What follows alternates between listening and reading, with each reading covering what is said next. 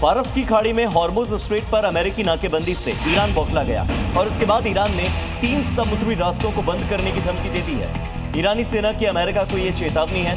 Hormuz नाकेबंदी को Iran अवैध बता रहा है और ग्लोबल मार्केट में टेंशन बढ़ गई है इस धमकी के बाद।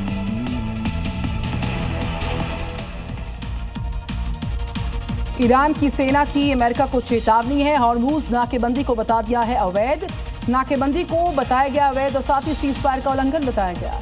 3 समुद्री रास्ते बंद करने की भी चेतावनी जारी हुई है।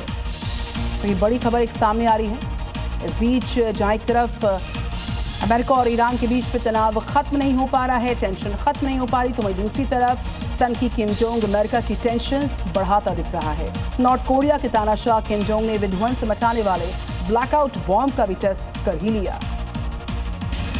जहां एक तरफ अमेरिका ईरान से जंग के बीच उलझा रहा, तो वहीं नॉर्थ कोरिया के तानाशाह किम जोंग ने एक के बाद एक कई तबाही मचाने वाली मिसाइलों के टेस्ट कर लिए।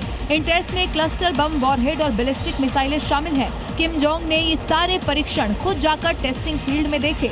इन परीक्षणों में एक ऐसा बम है जो कि दुश्मन के पावर प्लांट को पल भर में तबाह कर देता है।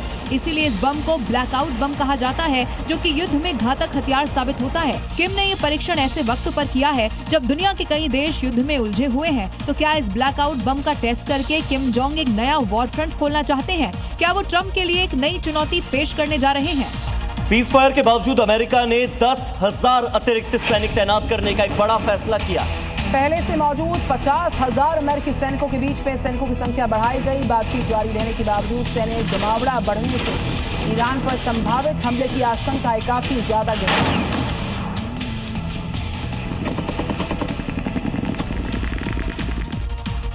खुद को दुनिया की सबसे बड़ी महाशक्ति कहे जाने पर फक्र महसूस करने वाला अमेरिका ईरान के खिलाफ जंग में नुकसान झेल रहा है और जिन हथियारों के दम पर अमेरिका अपना सीना चौड़ा करता था, वो ईरान की मिसाइलों के आगे फेल नजर आ रहा है। और ये नुकसान हुआ है, ये खुद अमेरिका ने माना है।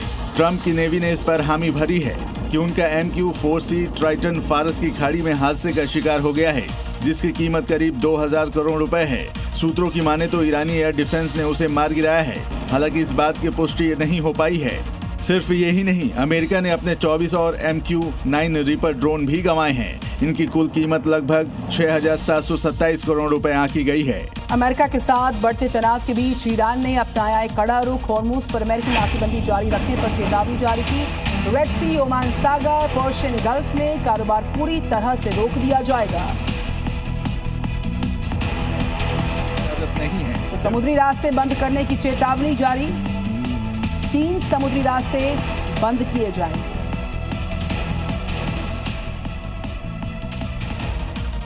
शांति प्रयासों के बावजूद अब भी मिडिल ईस्ट बारूद के कनस्तरों से घिरा है, जहां किसी एक की गलती की चिंगारी से अरब की खाड़ी फिर दहल उठेगी। हॉर्मुज में अमेरिकी नाकाबंदी के बीच अमेरिका ने ईरानी बंदरगाहों से आने जाने वाले 10 जहाजों को रोकने का दावा किया है, जिसके बाद बौखलाए ईरान ने धमकी दी है कि अगर नाकेबंदी जारी रही तो ईरान लाल सागर, फारस की खाड़ी और ओमान की खाड़ी में समुद्री व्यापार पूरी तरह रोक देगा।